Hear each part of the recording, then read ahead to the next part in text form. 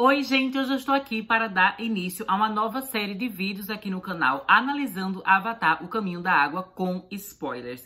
Eu decidi, que eu não queria fazer apenas um vídeo enorme falando sobre tudo do filme, porque eu acho que teria vários elementos, que eu não ia conseguir falar direito, o vídeo ia ficar meio apressado. Então, por causa disso, eu decidi, que eu vou dividir essa temática, do filme com spoilers em vários vídeos. Então, vai ser uma série em várias partes. E nessa primeira parte aqui, eu vou falar com vocês apenas sobre alguns personagens, que no caso vão ser Jake Sully, Tuktiri, Neytiri e então, o Neteyam. Então, esse vídeo aqui vai ser apenas sobre esses 4 personagens e depois vai ter mais vídeos, falando sobre os outros personagens. Vai ter vídeo do Quaritch, do Spider, dos Recons, vai ter vídeo de Loak, Kiri, Payakan. Então, vai ter vídeo de todo mundo, mas vão ser vários vídeos separados, ao invés de fazer um vídeo só comentando sobre todo mundo. Mas, enfim, vamos lá deixar de enrolação e começar, a primeira parte dessa análise.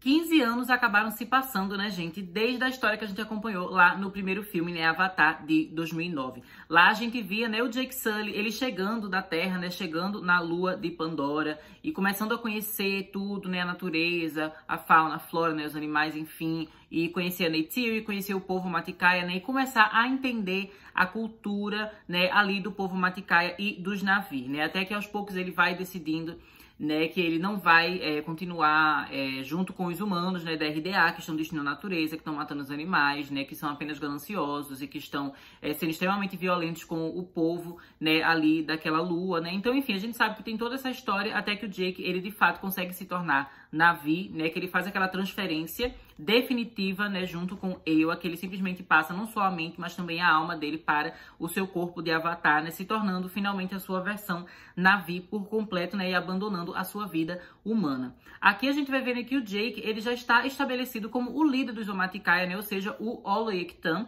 e ao lado dele, quem também ajuda a liderar o povo Matikaia é a Moat, mãe da Neytiri, que ela está sendo a Tsahik, que é a líder espiritual, Então o Jake, ele é o líder, mais da parte assim política e militar, e a Moat, ela é a líder espiritual, a sacerdotisa ali do povo Omatikaia. A Neytiri, ela não se tornou a nova Tsahik, mas ela ainda é uma Tsakharen, que é como se fosse uma aprendiz para se tornar Tsahik, Uma coisa interessante de mencionar e que no filme não fica tão explícito assim, mas você percebe melhor quando você lê esse quadrinho aqui, que é um prequel para o segundo filme, que é The High Ground Volume 1, Essa história aqui, The High Ground, vai ser dividida em 3 volumes, eu só tenho o primeiro até agora, mas esses quadrinhos aqui, eles foram feitos inspirados no primeiro rascunho de roteiro que o James Cameron fez para Avatar 2, Essa história acabou não sendo a história do filme, ele escreveu outro roteiro que se tornou, o filme O Caminho da Água, mas essa história aqui do primeiro rascunho que ele fez continua sendo parte do cânone. Então, por causa disso, é legal você ler esse quadrinho aqui, que acaba dando informações interessantes. É claro que não é obrigação nenhuma você ler esse quadrinho para entender o Caminho da Água, mas aqui, como eu gosto de fazer uma análise mais aprofundada sobre Avatar, eu gosto de trazer informações de tudo que faz parte do cânone, Então, por causa disso, eu vou comentar um pouco sobre esse quadrinho aqui, que basicamente o que eu queria comentar, gente, é que no início desse quadrinho, a gente vai ver que nesses 15 anos que se passaram, o Jake Sully, ele estava muito nervoso, assim, com muita ansiedade em relação a um possível retorno do pessoal da Terra para a Lua de Pandora, Ele fala que ele sabia que a RDA ia voltar, que a RDA ia se vingar, e ele só estava meio que esperando o momento da desgraça acontecer, Então, por mais que ele tivesse, assim, feliz, tendo seus filhos e vivendo ali em paz, a gente vê que foram basicamente 15 anos inteiros de paz ali em Pandora. Mas, o Jake, ele tava com aquele sentimento ruim porque ele sabia que em algum momento a RDA ia voltar e, de fato, a gente acaba voltando, que a gente sabe. Mas o importante sobre isso, de eu falar que o Jake, ele passou todos esses anos com esse medo, com essa ansiedade, com o possível retorno da RDA, acabou fazendo, com que ele tivesse um jeito meio diferente, assim, de ser pai e de liderar a sua família, Acaba que ele vai fazendo ali toda a estrutura familiar como se fosse um grupinho, assim, do exército, uma elite, do exército, um esquadrão. E isso é algo bem interessante, que acaba sendo discutido no filme. Inclusive, existem momentos, que a própria Neytiri, ela fala com ele, Isso aqui não é um esquadrão, isso é uma família. Porque o Jake tem hora que ele parece esquecer disso, E aí eu vi algumas pessoas, às vezes, na internet falando super mal do Jake, dizendo que ele tava sendo meio escroto aqui no filme, enfim. Mas eu achei que, na verdade, a gente foi bem interessante, porque ele foi um personagem falho. A gente sabe que ele não foi uma pessoa perfeita, um pai perfeito, enfim. Mas eu acho que todas as decisões dele, quando a gente pensa, né, sobre uma perspectiva narrativa, faz muito sentido e é muito interessante a gente ver em tela, né, gente? Então, basicamente, o Jake, ele já era militar, ele já era soldado desde quando ele estava na Terra. Inclusive, foi por isso, né, que ele acabou sofrendo um acidente durante a guerra, né, durante a batalha que ele estava envolvido, e ele perdeu, né, o movimento das pernas e tudo aquilo que a gente vê, né, lá no primeiro filme. Então, ele já tinha essa mentalidade um pouco mais militar. E quando ele fica com medo de que a RDA vai voltar, ele começa desde o início, né, criar os seus filhos já com essa mentalidade militar, né, de soldado, para saber lutar e para saber se proteger. Então, ele acaba, né, criando os filhos assim, botando muita pressão, especialmente nos meninos, né, no Neteyam e no Loak. A gente vê que o Neteyam, né, ele tem aquela pressão assim de que ele quer ser o filho perfeito e que ele quer conseguir alcançar, né, o legado do seu pai, porque o seu pai, né, é o Toruk Makto, né, que juntou vários clãs de Na'vi para lutar contra os humanos da RDA, né, os invasores, né, The Sky People, né, o povo do céu. Então o Neteyam, ele tem esse peso nas costas, né, de que ele também precisa ser o herói, ele precisa se igualar ao pai dele. E o Loak é aquele filho ali do meio que não consegue se encaixar em nenhum lugar, que ele tem uma personalidade meio rebelde, e isso acaba fazendo com que ele tenha muito atrito com o Jake. Acontece, né, que o Jake também, a gente vê que ele não tem, ele não coloca tanta pressão assim nas meninas, né? A gente não tem tantas cenas assim dele interagindo com a Kiri e a Tuktiri. Claro que tem algumas cenas, mas é porque eu acho, gente, que 3 horas e 12 minutos não foi o suficiente pro filme. Isso é algo que eu vou comentar várias vezes, né, durante esses vídeos aqui com spoiler. Tem várias coisas que eu acho que eu queria ter visto mais cenas, eu queria que tivesse sido desenvolvido mais devagar, mas é possível que a gente veja mais cenas, né, num possível futuro lançamento de uma versão estendida desse filme, porque eu acho que sim, vai ter versão estendida. Mas enfim, né, voltando à questão, é que nas cenas normalmente que a gente vê o Jake com a Tuktiri e o Jake com a Kiri, ele parece ser um pai mais tranquilo, sabe? Feito naquele momento que a gente vai ver a Kiri conversando com ele, né? Sobre ela ouvir eu, aí, enfim, a gente vê que ele tá sendo um pai super legal. Sendo que com o Neteyam e o Loak, normalmente ele é mais agressivo, assim, ele coloca muito mais pressão nos meninos, né? Pra que eles sejam guerreiros e lutem ali pela família, liderem a família, e enfim, né? E obviamente isso é uma visão, assim, meio patriarcal e arcaica, né? Que o Jake tá tendo ali, mas eu acho que isso é interessante, até porque sempre no filme a gente tem que entender, né? Que o Jake, por mais que ele tenha aprendido várias coisas com os Na'vi e que esteja ali fazendo parte, né, da tribo dos Omaticaya, ainda assim ele é humano, ele veio da Terra. Então ele ainda tem alguns preconceitos, algumas coisas erradas da Terra que ele continua trazendo consigo. E eu acho que essa coisa, né, dele pressionar muitos meninos e não pressionar tanto as meninas tem um pouco a ver, né, com esse pensamento arcaico que ele trouxe lá da Terra. Mas enfim, né, outra coisa que eu queria dizer pra vocês, né, que toda essa questão assim militar do Jake não quer dizer realmente que ele continua sendo uma pessoa assim que gosta de guerra, ou que ele tem esse tipo de coisa assim, que é o que ele realmente tá interessado, sabe, em luta, em batalha, não. A gente vê que o que ele realmente quer, gente, é paz, é viver tranquilamente, mas ele não consegue viver tranquilamente, ele não consegue viver em paz, tendo o medo de que em algum momento a RDA vai voltar. E aqui no filme a gente acaba vendo, né, a RDA voltando. Inclusive, sobre isso eu até queria comentar pra vocês, né, gente? A gente tem uma cena no filme que o Jake Sully e a Neytiri, eles estão juntos, né, que eles estão tendo um encontro, assim, uma noite juntos, né, que eles estão voando, assim, não sei o quê, e eles acabam vendo no céu as naves da RDA chegando em Pandora. Essa cena também acontece aqui no quadrinho, né, e logo em seguida que a gente vê essa cena, né, do Jake Sully e da Neytiri olhando as naves chegando, a gente vê as naves queimando toda a floresta.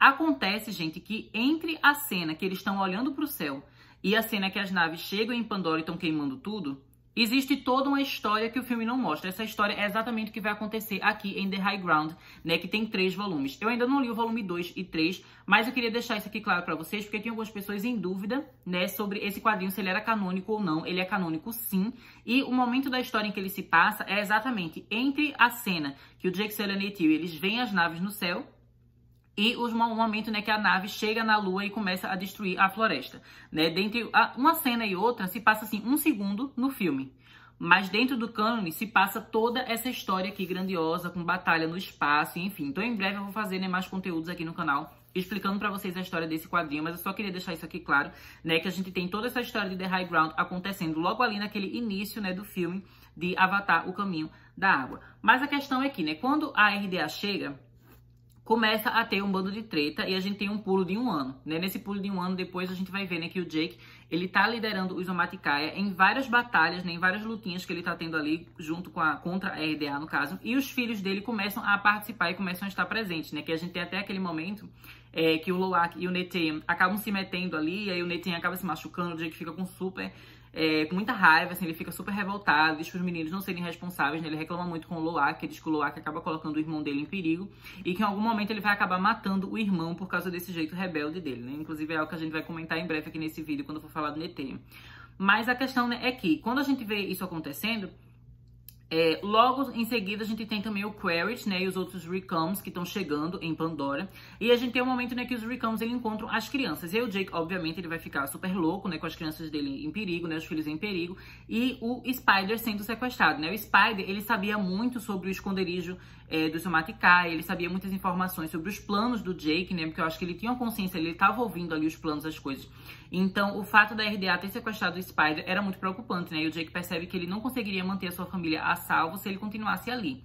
Aí, o que é interessante você perceber no filme, né, gente, é que por mais que o Jake Sully, ele ame o povo Uzumati-Kai, ele goste muito dali, ele seja uma figura de liderança, ele acaba levando muito mais a sério o papel dele enquanto pai do que o papel dele enquanto Oloyektan, né, enquanto líder político ali e militar, né, do Uzumati-Kai. Ele tá muito mais focado em salvar os seus filhos. Então isso prova algo que eu tava dizendo, né, que o Jake, ele tá com essa coisa, esse pensamento militar e preparar os filhos pra lutar por medo e não exatamente porque ele gosta, porque ele não quer lutar, ele não quer que tenha guerra, ele só quer que os seus filhos consigam viver longe de toda essa bagunça, né? Exatamente por causa disso que ele acaba decidindo que é melhor para a família que eles saiam da floresta e encontrem outro lugar para morar, né? E aí é uma coisa bem legal porque acaba fazendo com que os Sully, eles sejam uma alegoria para povos que são refugiados, né? Que às vezes seus países estão em guerra, eles acabam tendo que procurar refúgio em outros países para se proteger, para proteger seus filhos.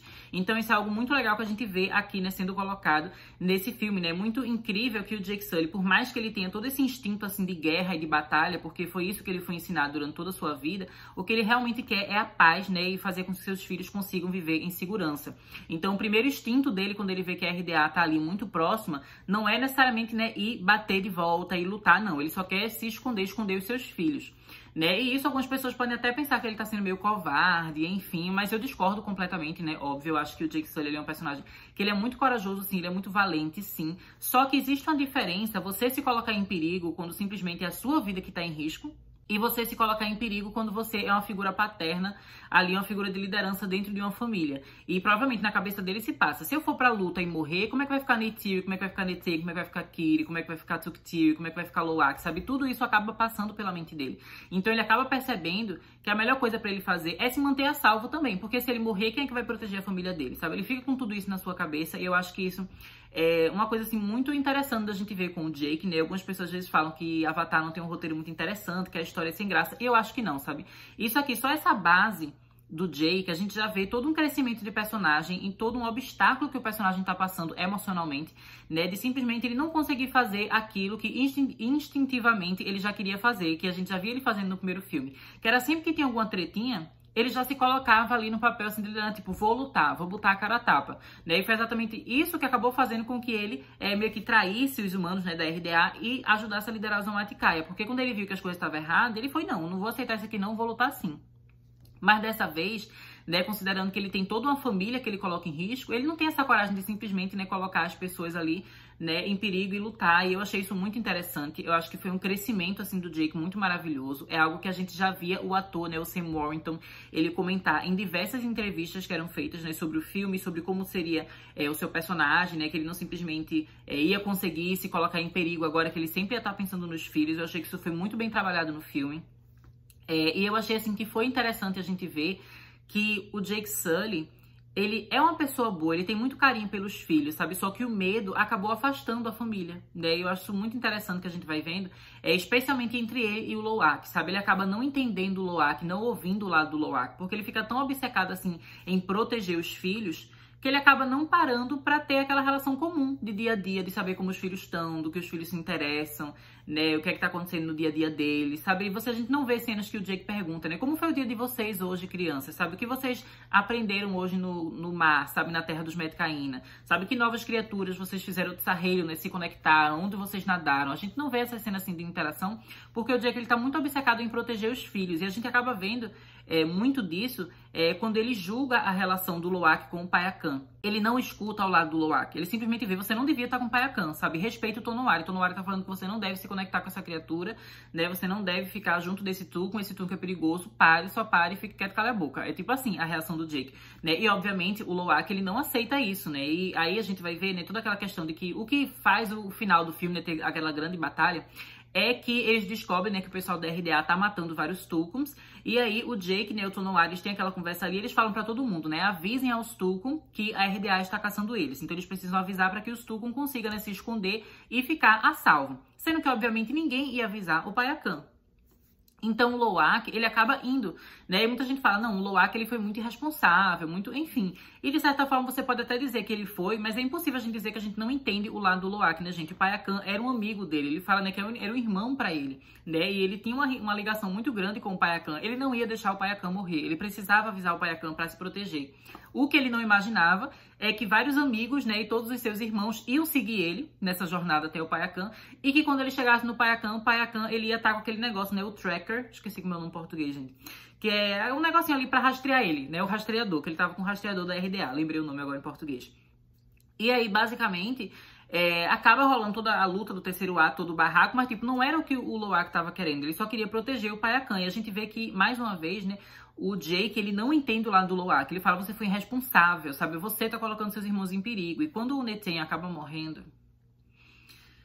Ai, meu Deus, a gente vai falar mais sobre o Netien em breve aqui nesse vídeo. Mas, enfim, né? Quando o Netien acaba morrendo, dá pra perceber que o Jake, de certa forma, ele meio que culpa o Loak, né? Porque quando o Quaird fala com ele, né? No comunicadorzinho que ele tem aqui no pescoço, né? Aqui, que ele aperta o botão. O Quaird fala, né? Você já perdeu um filho, você quer perder mais filhos? Porque eu tô aqui com as suas filhas, né? Eu tô com a Tuktiri e tô com a Kiri. Então, ou você vem sozinho, ou eu mato elas aqui. E aí, o Jake, ele acaba indo atrás, né? E o Spider vai com ele. O Spider fala, não, eu sei onde ele tá, eu sei onde as meninas estão, vou lhe ajudar. E aí, o Loak quer ir também. E o Jake fala, não, você já fez o suficiente. Sabe? De um jeito, assim, bem grosseiro. Quase que culpando o Loak por tudo que aconteceu. E isso é uma coisa bem injusta. E aí, eu acho bem bonito, né? Quando tem toda aquela batalha, enfim, o Jake, ele luta com o Quaird. E depois ele tá quase morrendo ali, né? Embaixo d'água. E o Loak vai salvar ele.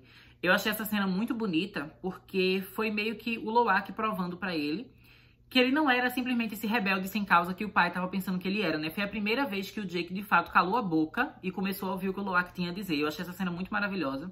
Especialmente assim, porque o Jake, gente... a gente vê que ele não estava conseguindo se adaptar muito bem ao lado dos Metkayina. Não só o Jake, a Neytiri também, a gente vai falar sobre isso em breve aqui no vídeo. Mas ele não estava se adaptando tão bem. Ele meio que não tinha paciência, assim, para ir aprender as coisas aos poucos, do jeito que as crianças estavam aprendendo. Vocês podem ver que a gente tem várias cenas das crianças embaixo d'água, das crianças conhecendo as criaturas marinhas, mas a gente não tem muitas cenas dos pais, né? E o Jake, por exemplo, ele nem queria montar um hilo primeiro, né? Que o Tonowari fala, é melhor você começar aos poucos. Ele não, já quer um Skimwing. Porque ele já fica com aquela mentalidade dele, assim, de, não, que eu era o Toruk Makto, né? Eu era o Oloyektan dos Yomaticaya, sabe? Eu preciso saber aqui o que é mais difícil. Eu quero logo ir pro Skimwing. Ele meio que não tem aquela humildade de realmente se submeter aos novos conhecimentos e querer conhecer ali como funciona tudo, né? Conhecer o caminho da água, né? The way of water. Ele não quer, mas seus filhos sim. E aí quando chega no final, que ele tá ali quase morrendo, que ele fala, não, eu não consigo voltar pra debaixo da água, porque ele já tá sem fôlego, ele diz que ele vai morrer. E aí o Loak, basicamente, dá uma aula pra ele, sabe? Ele mostra tudo que ele aprendeu com a Tsireia, tudo que ele aprendeu com os meses que ele passou ali na Terra dos Metkayina. E ele começa a falar pro pai todo aquele discurso, né? Sobre a água, sobre o caminho da água, de que a água tá em todo lugar. E, enfim, todo aquele discurso muito maravilhoso. E ele ajudando o pai a fazer aquela respiração, né? Pra ele ter o fôlego pra conseguir voltar pra debaixo d'água. Eu achei essa cena maravilhosa. E ainda por cima, né, quando eles estão ali na água, que eles estão quase subindo, assim, mas ainda falta muito, aí aparece o Payakan, né, e coloca ali a cauda dele e acaba puxando o Jake e o Loak lá pra cima. E eles acabam conseguindo sobreviver, né? E nesse momento, o Jake, ele começa a olhar pro Loak e ele fala pro filho dele, né? O eu vejo você, né? O I see you, que é tão famoso e tão importante, né? Dentro da cultura dos Na'vi, né? E é pela primeira vez, de fato, que ele enxerga o filho, ele escuta o filho, ele entende o lado do filho, que durante todo o filme, o medo acabou fazendo com que ele não abrisse, né, os seus ouvidos, sua mente e seus olhares, né? Pra enxergar o que o filho realmente estava querendo fazer. E é naquele momento que ele percebe, meu filho estava certo em ir atrás de salvar o Payakan. O Payakan é parte da nossa sociedade. Ele é parte da nossa família, ele estava ali ajudando nossa família, sabe? O Pai Akan salvou minha vida, né? Se não fosse o Pai Akan ali, talvez o Jake não tivesse conseguido prender a respiração tempo suficiente para sobreviver até chegar ali na atmosfera, né? Sair da água. Talvez ele não tivesse conseguido. Então, naquele momento, ele de fato enxergou o lado do Loak, né? Ele viu que o Loak não era simplesmente um rebelde sem causa, só que simplesmente ele nunca tinha parado para ouvir o filho, né, gente? Eu achei assim que isso foi muito bonito.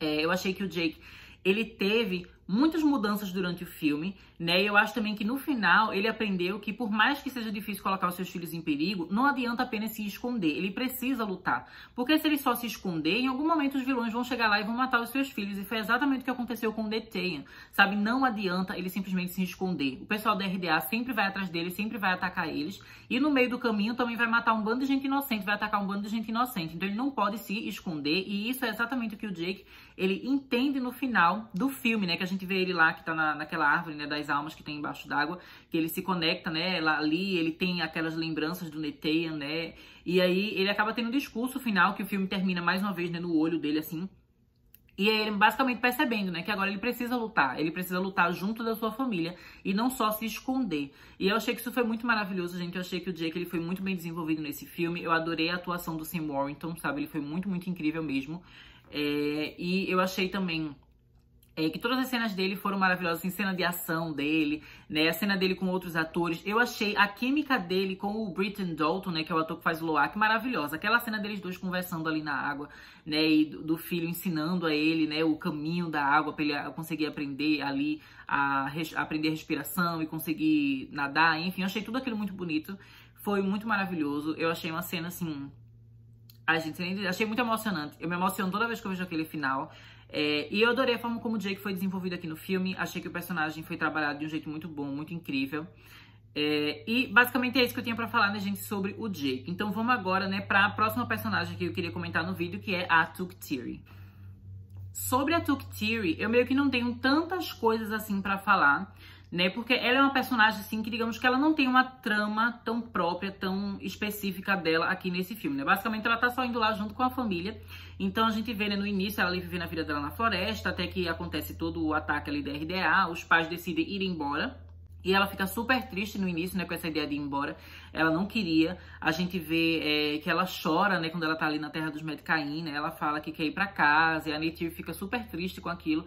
Mas aos poucos a gente vê que a Atuk Tiri, ela vai conseguindo se adaptar, sabe? E uma coisa que é super interessante a gente falar sobre a Atuk Tiri, né, gente, é que ela é uma criança que ela já nasceu acostumada com a diversidade. Isso, inclusive, né, é um termo que é usado naquele livro que eu comprei, que eu até mostrei pra vocês aqui, que é o Dicionário Visual, né, de Avatar, o Caminho da Água. Ali tem vários textinhos, né, sobre cada personagem, e tem um textinho sobre a Atuk Tiri que fala exatamente isso. Ela cresceu acostumada com a diversidade, porque a sociedade na qual ela nasceu já tinha os Omaticaya vivendo junto com o pessoal bom da RDA. Então, por exemplo, o Norm, o Max, né, aqueles cientistas humanos, eles já estavam ali, todo mundo junto, né? E a gente sabe que os humanos que vieram da Terra, eles não têm a mesma cultura dos Na'vi. E o próprio pai dela, né, é um humano que virou Na'vi, então tem toda aquela coisa, toda aquela mistura cultural que acaba fazendo com que ela, desde criança, ela já cresça acostumada a conhecer culturas diferentes e a respeitar as diferenças, sabe? Ela não fica simplesmente julgando.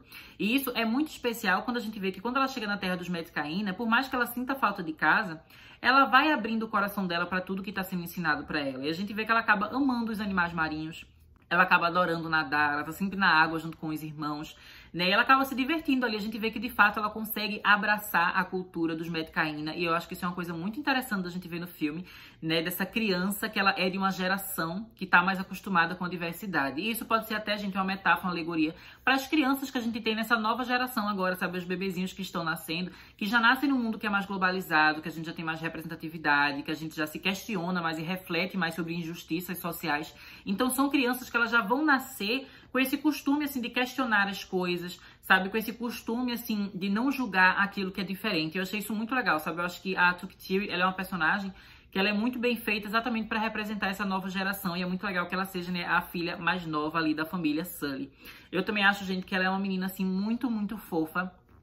e muito amorosa com toda a sua família, né? Existem vários momentos que a gente vê, assim, que ela tá em perigo e tudo mais, e ela acaba vendo o pai, acaba vendo a mãe, ela fala, ai, a mamãe tá vindo, né? O papai tá vindo, tá chegando, né? Tem vários momentos que ela fala isso, e a gente vê que ela realmente se sente muito segura com o Jake e a Neytiri, né? A gente vê que ela tem uma relação muito boa com o pai e com a mãe, e também ela tem uma relação muito maravilhosa com os irmãos, sabe? Em vários momentos do filme a gente vê que ela realmente gosta dos irmãos e apoia os irmãos. Eu percebo isso, né, gente? Por exemplo, logo no início do filme que a gente tem o Neteyam chegando em casa, né? O Neteyam, o Loak e o Jake, eles estão chegando em casa depois daquela batalha que tava destruindo lá os trens da RDA, né? E aí o Neteyam, ele tá machucado. E a Kiri, ela tá bastante preocupada com o Neteyam, né? Ela fica ali com o irmão que tá machucado. E aí o Jake fala, né? Vai lá ajudar sua avó, né, a Moat, a cuidar dos outros feridos. E aí a Kiri fica tipo, não, meu irmão tá machucado, eu quero ficar com ele. E aí o Jake fala, não, vai agora, sabe? Tipo, só obedece. E aí a Kiri começa a revirar os olhos. Tipo, ai, que saco, né? Que a Kiri tem bem esse jeito, assim, adolescente que tá sem paciência. E aí é muito legal, gente. Eu não sei se vocês perceberam, mas logo depois que a Kiri revira os olhos, a Tuktiri, ela faz a mesma coisa. Você vê ela copiando a Kiri, tipo, ai, revirando os olhos também. Isso mostra, né, que ela vê a irmã dela, a irmã mais velha dela, como algo que ela queria alcançar. Ela admira tanto a irmã que ela meio que tenta imitar a irmã. E isso é algo que a gente vê que acontece em crianças, sabe? As crianças, elas vão aprendendo a serem elas mesmas e se descobrirem enquanto elas mesmas, copiando o que outras pessoas fazem. Então elas olham os adultos, elas olham os adolescentes, elas olham as pessoas mais velhas que elas admiram e elas tentam, né, repetir certas características, certos comportamentos. Então eu acho muito fofo. Gente, é uma coisa assim de segundos, mas que na minha opinião já trabalha muito, já desenvolve muito a personagem, sabe? Eu gosto muito que o James Cameron, ele é uma pessoa que não fica só naquela coisa do diálogo expositivo e de falar sobre o personagem. Ele simplesmente mostra os personagens fazendo coisas, sabe? Isso não é discutido no filme, que a Tuktiri, ela se inspira na Kiri. Mas basta esses segundinhos a gente ver que a Kiri revira os olhos, ela vai revir os olhos também, já conta tudo que a gente precisa saber, sabe? É só a gente prestar atenção no filme. Eu achei isso muito, muito maravilhoso. Outro momento que a gente vê isso também, no caso não dela se espelhar, né, de copiar, mas dela meio que ter assim um respeito, uma adoração pelos seus irmãos, é na cena que o Loak, ele vai conversar, né, ali com todo o grupinho de jovens, né, a Tsirei, a Unung, né, a Kiri, o Neteyam e tudo mais, e ele tá falando, né, que ele conheceu o Payakan, que ele se divertiu com o Payakan, e aí o pessoal começa a falar, não, que o Payakan é perigoso, o Payakan, ele é um pária, né, que ele não vive junto com os outros Tulkun, né, ele é um outcast, né, que é a palavra que eles usam para descrever o Loak, né? Inclusive, gente, desculpa se às vezes eu usar termos em inglês quando eu estiver falando do filme, não é de propósito, é porque como eu vi o filme em inglês, na minha cabeça eu acabo associando aos diálogos que eu vi em inglês, mas eu sempre vou tentar explicar o que eu tô falando, né? Então eu não sei qual foi a palavra que eles usaram, né? Quando o Loak, ele fala, eu sou um outcast, eu não sei se eles traduziram como paia em português, mas é basicamente essa ideia, né? De que ele é uma pessoa que não se encaixa. E o Payakan também é essa pessoa que não se encaixa. E ele fica ali, vocês não estão ouvindo o que eu tô falando, né? Que em todo momento o Loak, ele sente que as pessoas não estão ouvindo ele, sabe? Que as pessoas não estão tentando entender o lado dele. E aí, nesse momento, a Tuktiri, ela acaba falando, né? Quando ele fala assim, vocês não estão me ouvindo, eu vou embora daqui. Aí ele começa a se levantar e tá indo embora. E aí chega a Tuktiri, ela fala, Loak, I'm listening, né? Tipo, Loak, eu estou ouvindo você, eu estou prestando atenção no que você tá falando. Sabe? Não pare de falar, continue contando a sua história. Eu me interesso por você, eu me interesso pelo que você tá passando, sabe? Mais uma vez, uma frasezinha, uma coisinha que a Tuktiri falou, mas pra mim já desenvolve muito a personagem e a admiração que ela tem por todos os integrantes da sua família, sabe? Ela queria mostrar pro Loak ali.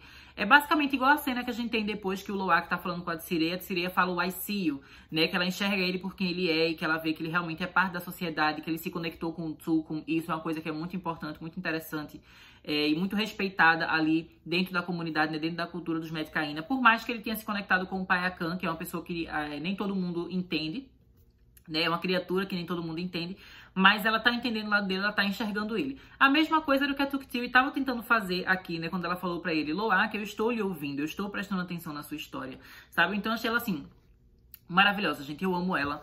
E também amo, gente, o momento da Tuktiri, que eu falei, meu Deus, eu amo essa personagem. Quando tá lá na batalha do terceiro ato, a gente vê que ela é sequestrada, né? Ela, a Tsirei e o Loak. Eles estão presos ali no barco, né, da RDA, no Sea Dragon, que é o nome daquele navio ali. E aí depois começa a ter a luta, né? O Neteyam aparece ali, ele começa a salvar os irmãos. E aí depois o Neteyam e o Loak, eles vão salvar o Spider. E a Tsirei e a Tuktiri, elas vão pra água, né? Elas estão fugindo. Mas aí, enquanto isso, a gente vê, né, que o Quaritch, né, ele acaba sequestrando a Kiri. e que ele tá com o ecrã dele, né? E aí ele acaba pegando a Kitty e levando ela. Quer dizer, eu não lembro agora se foi o Quaritch ou se foi o Winfleet que pegou a Kitty. Mas enfim, o importante é que um dos vilões ele acaba sequestrando a Kitty e levando ela de volta pro navio. E a Tuktiri, ela meio que já estava a salvo, ela já estava na água, ela já podia simplesmente ir nadando na direção dos pais. Mas quando ela vê que a Kitty foi sequestrada, na hora ela dá a volta e começa a ir de novo para o navio, de novo para um lugar que é extremamente perigoso para ela e que ela vai colocar a vida dela em risco, né? E a Tsirê fala para ela, né? Tuktiri, a gente não devia ir pra lá, sabe? Ali é perigoso. E ela fala, não, os Sully permanecem juntos, né? The Sully stick together, né? Os Sully, eles ficam sempre juntos, eles lutam juntos. Então ela vê que a irmã dela foi sequestrada e o primeiro instinto dela é, nossa família fica junta. Eu não vou deixar minha irmã ficar sozinha, por mais que ela seja uma criança, por mais que ela não saiba lutar, o instinto dela é ir salvar a irmã, sabe? Eu achei, assim, maravilhosa. A gente ama a Tuktiri. E fora, assim, que a voz dela é muito fofa. Tem vários momentos que ela falava, assim, qualquer coisinha, né? Feito depois, né, dessa cena que ela vai lá tentar salvar a Kitty e acaba não dando certo, né? Ela é sequestrada também, eles vão e amarram ela ali. E ela fala, né, tipo, eu não acredito que eu tô presa de novo, né? I can't believe I'm tied up again, que ela fala em inglês. É muito fofa a voz dela, gente. Muita gente ficava rindo no cinema quando ela falava, assim, essas coisas. É uma personagem, assim, muito adorável. E a atriz, né, gente, a Trinity Bliss, ela tem um carisma, assim, uma fofura, que você percebe até fora do filme, quando você vai ver entrevista com ela, você vai ver ela no Instagram dela mesmo, né, nos vídeos que ela posta, nos stories que ela posta e tudo mais, você vê que ela é uma pessoa muito boazinha, muito carismática, muito fofa. E eu achei que ela conseguiu trazer toda essa bondade, toda essa fofura pra sua personagem Tuktiri, né? Pra mim ela é uma personagem, assim, incrível, maravilhosa. E a última coisa que eu queria falar sobre a Tuktiri, né, gente, é que, assim, a menina sofre. E eu não sei se ela vai conseguir continuar sendo essa criatura fofinha e adorável por muito tempo. Porque ela sofreu, gente, muitos traumas aqui, né? Mais de uma vez que ela foi presa pelo pessoal da RDA, ela foi sequestrada, raptada, né, pelo pessoal da RDA. Inclusive, ela faz uma piadinha sobre isso, né, que ela não acredita que tá amarrada ali de novo. Mas se você parar pra pensar, é uma coisa horrível, né? Tipo, a menina ela foi sequestrada por vilões que querem matar ela, querem matar os pais dela mais de uma vez, né? E isso é muito horrível. E ainda por cima, o irmão dela, Netean, morreu, né? E assim, horrível a cena. Que ela percebe que o Netean tá morto, né? Porque enquanto o Netean tá morto, várias pessoas da família estão vendo, mas ela e a Kitty não, porque ela e a Kitty estão presas lá no Sea Dragon. E aí depois, né, no final do filme, que eles acabam todo mundo se libertando, que a família Sully toda se abraça, né, os sobreviventes se abraçam ali na água, e eles voltam pra aquela, feita uma ilhazinha, uma pedra ali, né, onde tava o corpo do Netean. Eu não sei se vocês viram, mas lá no fundo, ela tá chorando, segurando o braço do irmão mais velho dela, sabe? Eu achei aquilo ali muito horrível, gente, ela soluçando de chorar, segurando a mão do Netean. Foi horrível, horrível, gente, assim, coitada da Tuktiri. Eu não sei como ela vai conseguir, gente, sobreviver, assim, pro futuro da franquia. Sobreviver sendo a pessoa que ela é agora, né? Sendo essa pessoa boazinha, tão iluminada, né? Tão feliz. Eu fico com muita pena dela. Mas, ao mesmo tempo, eu acho bom. Porque eu gosto de sofrer, eu gosto de história que faz a gente sentir aquelas coisas bem intensas. E, com certeza, eu senti coisas muito intensas vendo a Tuktiri, a criança mais fofa do mundo, em perigo, sofrendo e vendo o irmão dela morrer, sabe? Assim, eu achei que isso foi cinema puro. E agora, né, gente, vamos falar sobre a Neytiri. Primeiramente, eu só queria dizer que a Zoe Saldana é perfeita. E, mais uma vez, eu acho que ela merecia indicação ao Oscar, né? Eu já falei que ela merecia lá pelo trabalho dela no primeiro filme, mas aqui no segundo, gente, a atuação dela é de uma delicadeza tão pura, assim, de uma sensibilidade. E eu acho tão incrível o dom dela, o talento dela, pra conseguir, dentro de um mesmo filme e fazendo a mesma personagem, ela ter tanta fragilidade, tanta vulnerabilidade e ao mesmo tempo tanta ferocidade, né? Que a gente tem momentos aqui que a gente vê a Neytiri chorando, que é de partir o coração, gente. A atuação dela pra demonstrar o sofrimento que a Neytiri tá passando é perfeita. Você acredita em todo aquele sofrimento e você sofre junto com ela. Mas também, quando chega um momento, assim, de uma cena de ação, que ela tá com raiva, que ela quer lutar, ela parece que ela é o cão, que ela tá possuída pelo Satanás, que ela tá louca ali, que vai matar mesmo. E eu acho muito incrível. Ela, inclusive, me lembrou um pouco, gente, uma outra atriz que eu amo e que eu já falei super bem dela aqui esse ano, que é a Viola Davis. Eu acho o trabalho da Viola Davis muito incrível, né, em How to Get Away with Murder. Ela é incrível em tudo que ela faz, né, mas eu gosto muito da personagem dela naquela série, né, que ela faz a Annalise Keating. E também ela fez um filme esse ano chamado The Woman King, né, A Mulher Rei, que eu achei a atuação dela maravilhosa. Eu espero que ela tenha uma indicação ao Oscar por esse filme, porque foi realmente muito bom. E eu acho que ela também é uma atriz que tem esse dom, né, de numa mesma personagem conseguir demonstrar muita fragilidade e vulnerabilidade, e em outros momentos também demonstrar muita força e muita ferocidade. Eu achei a Zoe Saldana incrível, maravilhosa. Ela e a Viola Davis, assim, melhores atrizes, maravilhosas demais, inclusive, né, 2 mulheres negras. Então, assim, muitas vezes a gente vê em Hollywood, né, que a gente não vê tanto espaço, assim, para mulheres negras como protagonistas, ou recebendo prêmio de melhor atriz. E só aqui a gente já tem 2 exemplos de mulheres que 90% dos trabalhos que elas fazem, elas já mereciam prêmio de melhor atriz, sabe? Então, assim, só queria deixar claro aqui que a Viola Davis é maravilhosa e a Zoe Saldana é maravilhosa. E eu acho que a Neytiri, gente, ela é minha personagem favorita da saga Avatar como um todo. A gente teve vários personagens novos aqui nesse segundo filme que eu gostei bastante. Mas levando em conta Avatar no geral, ou seja, o primeiro filme, esse segundo filme, os quadrinhos e tudo que saiu, a minha personagem favorita é a Neytiri. Eu acho que ela é uma personagem, gente, que ela é muito profunda e que também ela passa por cada coisa horrível. Pense numa mulher que sofre, tipo, meu Deus do céu.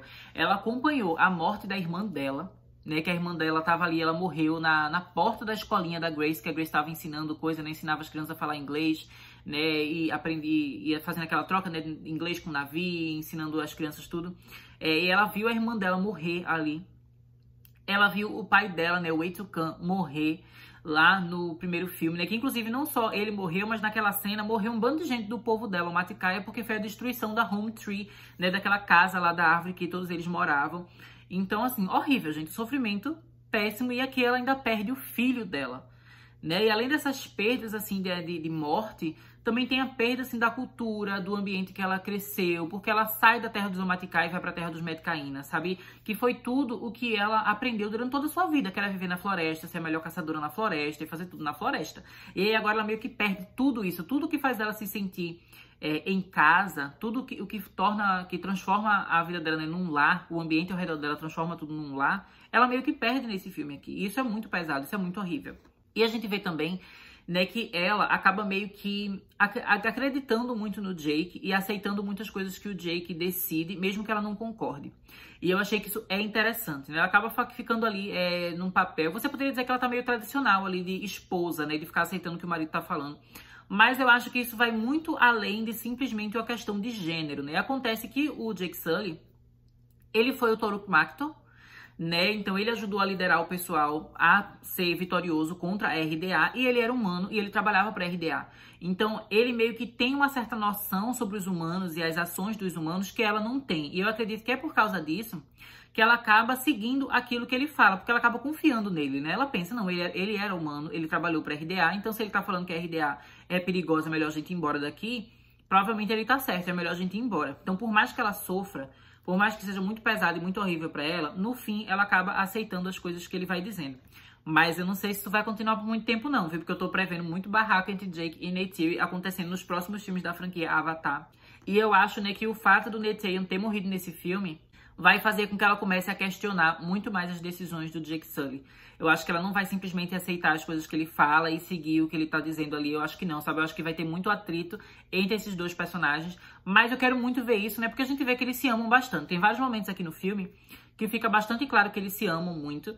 Por mais que seja um filme que não tem muito foco assim no romance. Tanto é, gente, não tem uma cena de beijo de Jake Sully e Neytiri aqui.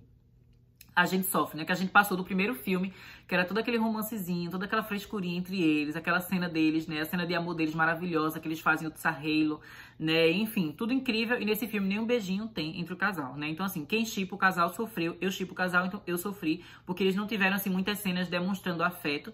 Mas ainda assim a gente percebe que eles estão ali realmente sendo uma coisa só, sabe? Como casal, eles lutando ali juntos e fazendo as coisas juntos, né? Mas eu sinto que apesar deles serem um casal maravilhoso, é importante que o Jake também comece a calar a boquinha dele e comece a ouvir o que os outros têm a dizer. Porque a gente viu que ele não ouviu o Loak, deu merda, e ele não ouvia a Neytiri, também tá dando merda. Então é preciso, né, que a partir dos próximos filmes a Neytiri comece a falar mais, comece a mandar mais ali dentro da estrutura familiar, né, e que ela comece a liderar mais também, e que ele comece a ouvir o que ela tinha a dizer. Mas enfim, né, gente, a Neytiri, a gente vê que ela se sacrifica muito, né? E a saída dela da terra dos Omaticai para ir pra terra dos Metkainas, gente, foi uma coisa muito pesada. Acontece, né, que o filme, apesar dele ter 3 horas e 12 minutos, minha gente, 3 horas e 12 minutos não foi suficiente. Eu tenho certeza que vai ter uma versão estendida desse filme com 3 horas e meia, 3 horas e 40, talvez até 4 horas de duração. Mas eu vejo que tem muita coisa aqui que cortou, e eu acho que uma personagem que sofreu muito, né, com cenas deletadas foi a Neytiri. Ela aparece pouco nesse filme, mas todo momento que ela aparece é importante. E os momentos que ela não aparece também são importantes, né? Inclusive, vou falar aqui sobre isso. Eu não sei se vocês repararam, mas a gente não vê nenhuma cena nesse filme, literalmente nenhuma cena nesse filme, em que a Neytiri sozinha tá se conectando com criaturas do mar. A gente não tem. A gente tem a cena das crianças aprendendo, das crianças, né, montando no hilo, né, das crianças indo salvar o Payakan, enfim, tudo ali eles tendo interação com criaturas marinhas. A gente vê o Jake Sully aprendendo a montar pela primeira vez no Skim Wing, e aí lá no final do filme ele também luta com o Skim Wing. Mas a Neytiri não. A gente mal vê a Neytiri embaixo d'água.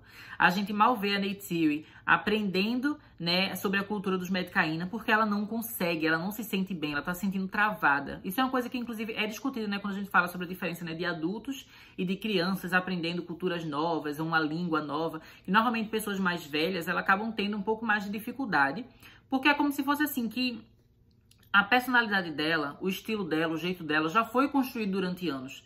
Ela já foi desenvolvida durante muitos anos para ser aquela mulher ali do Zomaticaya. E de repente, do nada, ela tem que ser completamente diferente e seguir as regras, né, de uma comunidade completamente diferente da comunidade dela. E ela não consegue se adaptar. A gente vê que na batalha final, ela é a única que tá ali na batalha final, que ela não tá lutando, né, que ela não tá montando o Skim Wing. Ela vai com o Ikran, né? Ou seja, ela vai exatamente como se ela ainda fosse uma Metkaya. Ela, inclusive, se destaca em relação aos outros personagens, porque ela é a única que não tá lutando ali na água.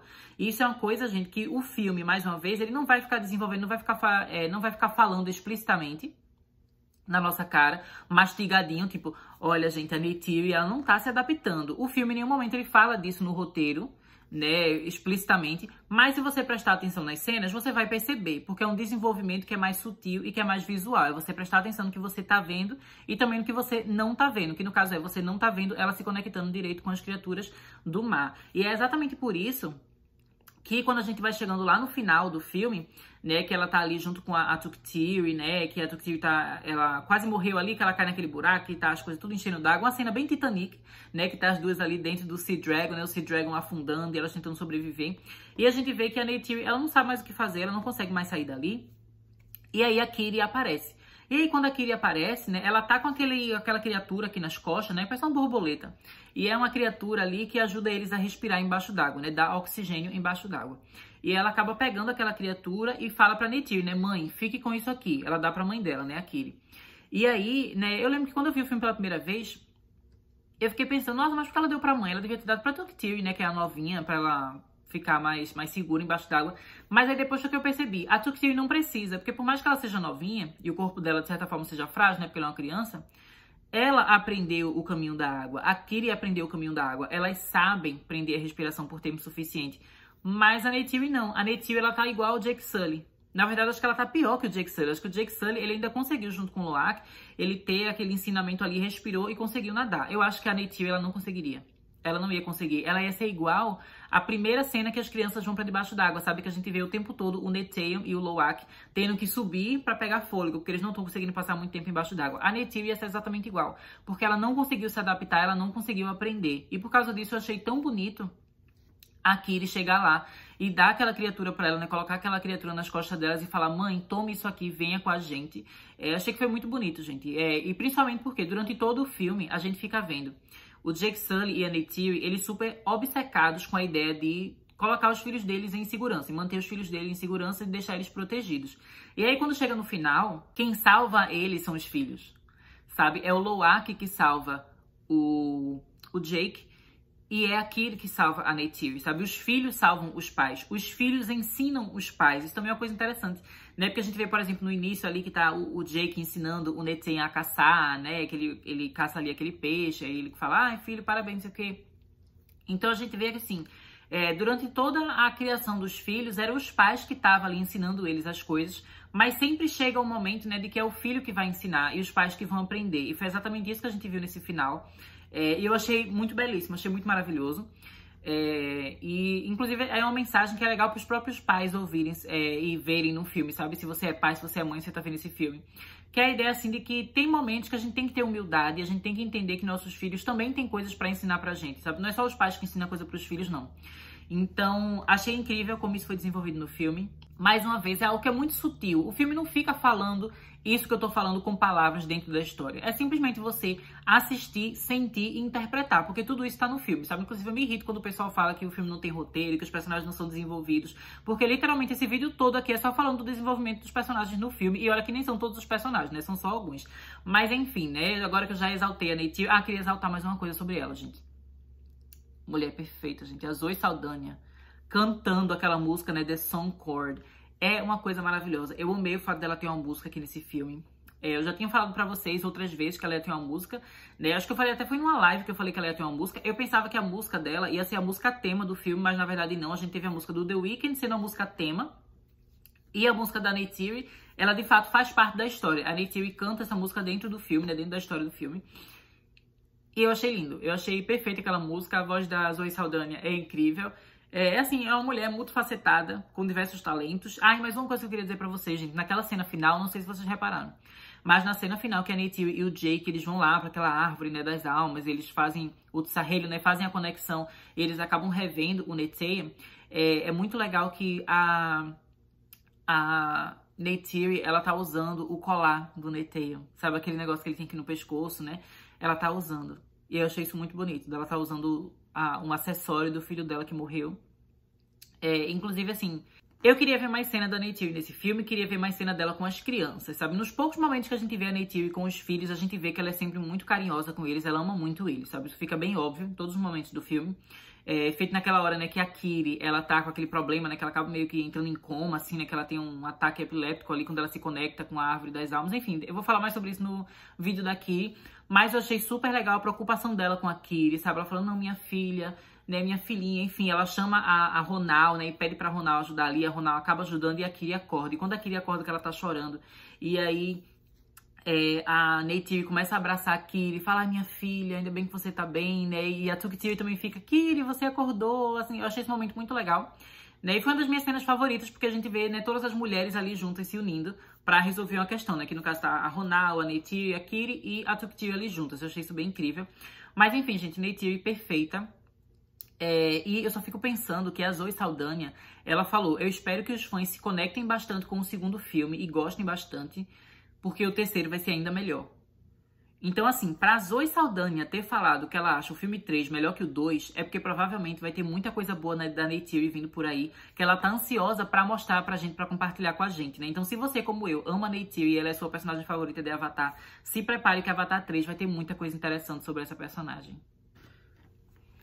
E agora, né, vamos comentar sobre o último personagem aqui desse vídeo. Eu pensei, gente, que dividindo a história em vários núcleos e vários grupinhos de personagens, eu ia conseguir fazer vídeos menores. Mas esse vídeo aqui já tá gigante, né? Eu nem falei sobre o último personagem, que é o Neteyam. Então se preparem que vai ter muito conteúdo longo aqui, né? Sobre Avatar com spoilers. Mas enfim, né, gente? O Neteyam, ele foi um personagem, assim, que eu já tinha teoria de que ele ia morrer há muito tempo. A primeira vez que eu falei que eu achava que ele ia morrer foi há 7 meses atrás, quando saiu o primeiro trailer do filme de Avatar: O Caminho da Água. Quando saiu o trailer, né, eu fiz um vídeo de análise, é um vídeo bem longo aqui do canal, que tem uns 45 minutos. E apesar de ser um dos vídeos mais longos do canal, também é um dos vídeos que mais tem visualização, né, então isso é bem legal. Mas acontece que 7 meses atrás, eu já tinha feito a teoria de que eu achava, né, que o filho ia morrer. Só que acontece que naquela época, a gente não sabia como seria o rosto de cada personagem. E a gente também não sabia, né, que a Kiri ia existir. A Kiri foi mantida em segredo e a gente só depois descobriu que ela ia existir. Então, no trailer, quando eu vi a Kiri, eu e a maioria das pessoas, a gente pensava que era a Tuktiri. A gente pensava que era a Tuktiri no pôster do filme que saiu. Enfim, a gente pensava que a única menina que ia ter na família Sully era a Tuktiri. A gente não sabia da existência da Kiri. E também naquela época, a gente não sabia qual era o rosto do Loak e qual era o rosto do Neteyam. Então, eu pensava, né, naquele vídeo eu pensei que o Loak era o Neteyam, e eu falei, o outro irmão, o que não tá aparecendo, ele vai morrer. Né, que eu pensava que era o Loak. Mas depois, acho que 2 dias, 1 dia depois, 2 dias depois, alguma coisa assim, acabou saindo, né, numa revista, num site, saíram fotos do filme com legenda. E a gente viu que tinha a personagem Kiri e tinha o personagem Loak, que era o que aparecia mais no trailer. E aí, logo em seguida, né, um dia depois, eu já falei pra vocês, não, gente, minha teoria é o contrário. Eu acho que, no caso, quem vai morrer é o Neteyam, que eu acho que vai morrer é o irmão mais velho. Então, o vídeo que eu falo que eu acho que o Neteyam vai morrer também tem 7 meses. Então, assim, 7 meses atrás eu fiz essa teoria. E eu não fui a única pessoa que fez essa teoria, né? No decorrer do tempo, várias outras pessoas também foram concordando, outras pessoas também fizeram teorias, mesmo sem ver meu vídeo, gente que eu nem conheço acabou fazendo também, né? Várias pessoas tinham esse pensamento na cabeça, eu não fui a única pessoa, né? Eu não criei essa teoria.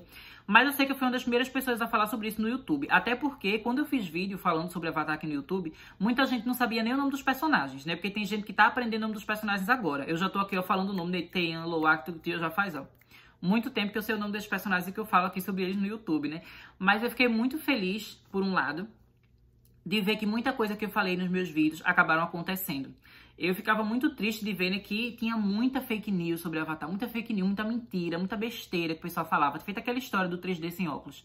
Era tanta gente falando de 3D sem óculos na internet que me irritava, né? Eu queria conseguir fazer conteúdos para conversar com fãs de Avatar e falar coisas verdadeiras sobre o filme. E eu achei muito legal, porque muita coisa que eu falei nos meus vídeos, muita coisa que eu abordei aqui no canal, aconteceu no filme, né? E eu fiquei muito feliz por isso, gente, porque eu fiquei, assim, quase com orgulho mesmo dos vídeos que eu fiz, né? Eu fiquei muito feliz de saber que, de fato, eu criei conteúdo que teve uma função para quem assistiu, sabe? E se você é fã de Avatar e você assistiu meus vídeos, foi legal, você estava preparado para várias coisas que teve no filme, você já teve uma visão sobre o filme mais profunda do que outras pessoas, porque a gente já tinha discutido sobre coisas com antecedência. Então, eu achei muito legal. Mas, ao mesmo tempo, gente, também devo dizer que pelo fato de eu ter teorizado há muito tempo que o Neteyam ia morrer, na minha cabeça eu já estava assim, quase... Eu já tinha me acostumado com a ideia que ele ia morrer, inclusive cheguei até a fazer algumas piadinhas. Eu lembro de ter feito piada, assim, às vezes no Twitter, alguém falava... tipo, o Neteyam tá aparecendo tão pouco, não sei o quê. Aí eu falava, ai, coitado do defunto. Aí eu colocava um emoji, tipo, de um caixão. Pois é, gente, às vezes eu falava com gente, assim, no Instagram. Aí o pessoal falava do Neteyam, tipo, como é que vai estar o Neteyam, sabe, nos próximos filmes? Eu falei, a gente vai estar enterrado, morto, o Neteyam. Eu fazia as piadas, assim, horrível. Mas, assim, me arrependi de ter feito essas piadas, minha gente, porque... Por mais que eu tenha tirado onda de que ele ia morrer, e eu tenha teorizado há muito tempo que ele ia morrer, quando ele morreu, eu senti o impacto. Eu chorei no filme. Eu chorei quando eu vi o filme na pré-estreia. Aí depois, no dia seguinte, na estreia, eu chorei de novo. E depois, no terceiro dia, eu tava quase chorando de novo. Eu não chorei tanto no terceiro dia, mas eu já tava quase chorando de novo. E, às vezes, eu fico em casa e eu fico ouvindo a trilha sonora. Tem hora aqui em casa, gente, que eu acabo de comer, acabo de almoçar, de jantar e vou lavar os pratos. Eu fico lavando o prato com fone de ouvido, ouvindo a trilha sonora de Avatar. E aí chega a trilha, né, a música que toca quando ele morre. E aí eu fico com vontade de chorar. Eu lavando os pratos assim... querendo chorar, gente, é uma coisa assim, parece meio ridículo, mas é extremamente verdadeiro. Eu fiquei muito triste com a morte dele, eu achei, assim, que foi muito bem feito. Eu achei que foi muito bem feito. Eu pensei que ele e a Tuctio talvez não fossem ter um desenvolvimento bom o suficiente, porque o tempo todo nos trailers e até nos pôsteres, né, eles não tinham muito destaque, né? Tanto é que o pôster solo da Tuctio e do Neteyam só foi sair bem depois que o pôster de todos os outros personagens saíram. Então eu tava com medo que os personagens eles fossem ser meio que inúteis no filme, que eles não fossem ser desenvolvidos. Mas eu acho que o Neteyam, ele foi sim desenvolvido o suficiente, né? Inclusive eu vi que várias pessoas estavam sofrendo muito com a morte dele, porque disseram que ele foi o filho favorito, né, da família Sully. Foi o personagem favorito ali da família. Porque eu sei que tem pessoas, né, que elas têm uma personalidade parecida, de ser o irmão mais velho ou irmã mais velha, de ter esse senso assim, de querer proteger os outros irmãos, né, de querer honrar o legado dos seus pais, e enfim, então tem esse peso, assim, tem essa coisa. Existem pessoas que são exatamente igual ao Neteyam, e eu acho que muita gente que viu esse filme e tem uma personalidade parecida com ele, acabou se conectando com ele e sofreu quando ele morreu, né, gente? Foi uma coisa horrível.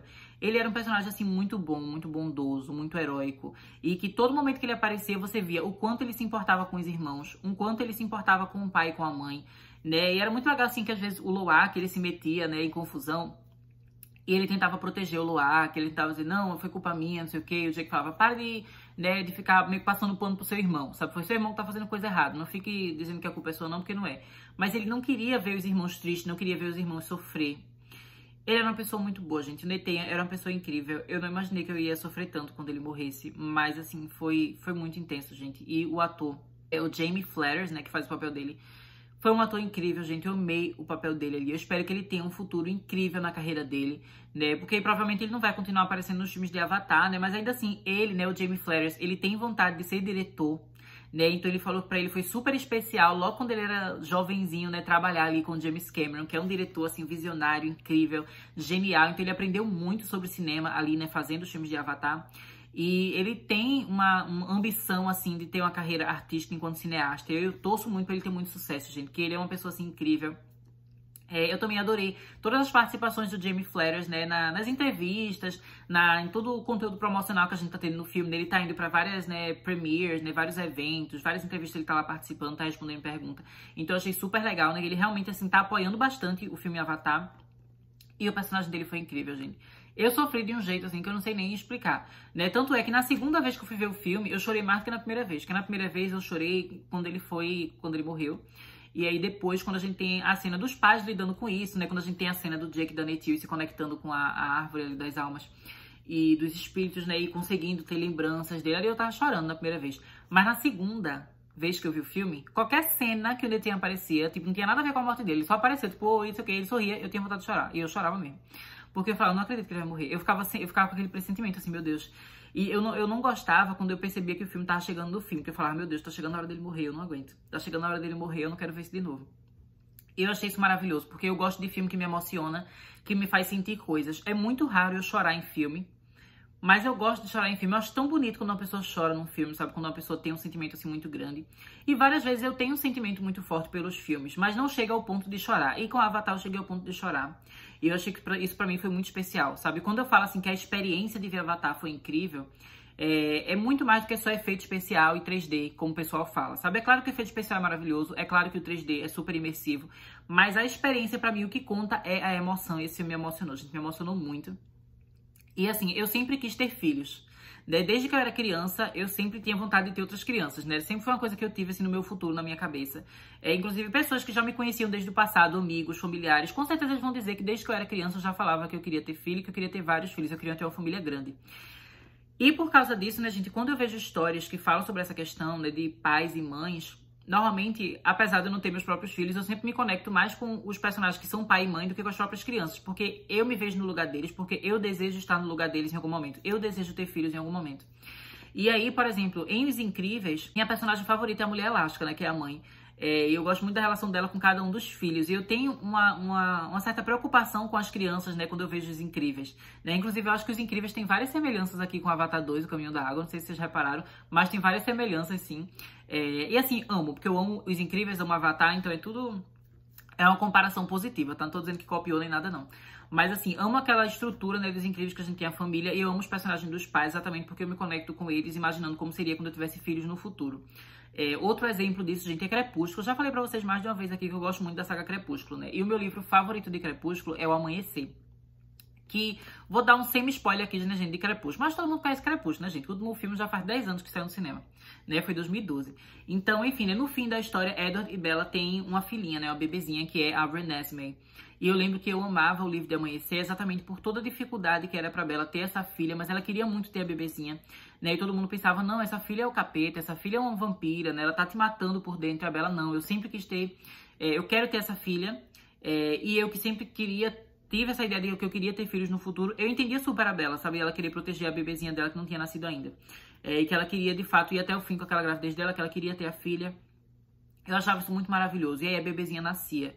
E aí a gente tem vários capítulos que é só a bebezinha sendo fofa, a Bella conhecendo a filha, colocando ela pra dormir, pegando ela no braço pela primeira vez. Eu achava isso super incrível, né, gente? Eu sempre gostei de bebê. Muita gente que me conhece já me viu com o bebê no braço, assim, de eu ver uma família, ver alguém que teve um bebê, eu pego o bebê no braço, assim, desde sempre. Tem uma prima minha, Catarina, e quando era bebezinha, eu sempre ficava com ela no braço, sempre gostava de ficar cuidando dela, adoro bebê, adoro criança. Então, assim, eu sempre gostei muito disso. Então, eu lembro de ler Amanhecer e eu tinha essa adoração pela Renesmee, sabe? Eu me conectava muito com a Bella. E com o Edward também. É porque o livro, a Bella é a protagonista, né? Então, eu acabo me conectando mais com ela. Mas tinha essa questão ali dela como mãe e da filhinha. E eu achava isso incrível. E aí, a gente tem toda a questão de que no final tem os Volturi, que são os vilões da saga Crepúsculo, que eles querem matar a Renesmee, né? A filha da Bella. E pra mim, era uma coisa, assim, muito intensa. Era o meu livro favorito. Exatamente porque a ideia, né? Daqueles vilões tentarem ir atrás da filha da Bella e matar a filha dela... E a Bella como mãe, tentando proteger a filha, era uma coisa que eu me conectava muito, sabe? Eu gostava muito daquela história. E aí, eu ficava com essa adoração pela história, eu entendia a Bella, sabe? Era uma imersão muito grande na história. Mesma coisa assim, um dos meus filmes de terror favoritos e livros de terror favorito é O Bebê do Rosemary, que tem a mesma coisa, da que ela tá grávida, que ela quer proteger o bebê. Então, coisa assim de filho e bebê, eu amo. E sempre gostei de criança, gente. Eu lembro que quando eu era criança, eu via aquele filme da Disney, Família do Futuro. E aí eu ficava tão triste quando eu via o menininho, né, que tava lá no orfanato, e ele já tava ficando meio adolescente, ninguém queria adotar ele. E, enfim, não vou dar spoiler desse filme, mas se vocês já viram esse filme, vocês já sabem o que é que eu tô falando. E eu lembro de ver aquele filme, e eu ficava assim na minha cabeça, meu Deus, eu queria adotar ele. Eu queria cuidar dele. Sendo que eu era criança assistindo o filme. Ele era mais velho do que eu, tipo, pra ele me adotar, só se for, deu pela idade. Mas eu já queria adotar ele, já queria proteger ele, já queria cuidar dele, porque eu sempre gostei de criança.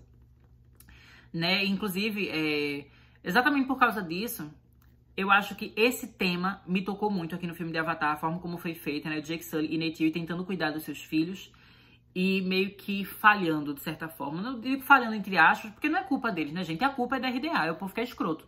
Porque eles estavam fazendo de tudo pra tentar salvar os seus filhos, mas ali é uma guerra, é uma desgraça, a RDA é podre, é um nojo, sabe? E acaba matando o Neteyam ali, né? E eu esperava quando o Neteyam fosse morrer, fosse uma morte mais dramática, assim. Não a reação dos personagens à morte. E a reação dos personagens à morte dele eu achei perfeita. A atuação da Zoe Saldana, ali chorando, gritando quando ela vê o corpo do Neteyam morto. Eu achei aquilo ali cinema puro. Ela merece um Oscar, mas gente, por esse filme ela merece muito Oscar. Mas o que eu falo é sobre a questão do tiro em si que ele leva. O tiro a gente nem percebe direito quando ele leva. Lembra muito a morte da Grace no primeiro filme, né? Que ela acaba levando um tiro do Quaritch, mas a gente não vê o momento da bala entrando. A gente só vê ela depois já sangrando. A mesma coisa acontece com o Neteyam. Então eu achei interessante, né? Que a morte em si, o tiro que ele leva, não foi aquela coisa dramática, épica, né? De um tiro, assim, a câmera lenta, a bala entrando aqui. Não foi uma coisa dessa. Foi uma coisa bem tipo... Ele fugiu ali com os irmãos, não sei o que, e de repente, nossa, eu tô sangrando. Porque, de certa forma, a violência é assim. Tipo, nem sempre você vai ver dramaticamente a bala entrando no corpo de alguém. Mas no meio da confusão, uma pessoa que é boa, uma pessoa que é heróica, uma pessoa que tem um coração incrível, uma pessoa que tem muitos sentimentos, muita emoção, muita bondade dentro de si, do nada ela acaba morrendo. Sabe, de um segundo pro outro, uma pessoa querida se perde.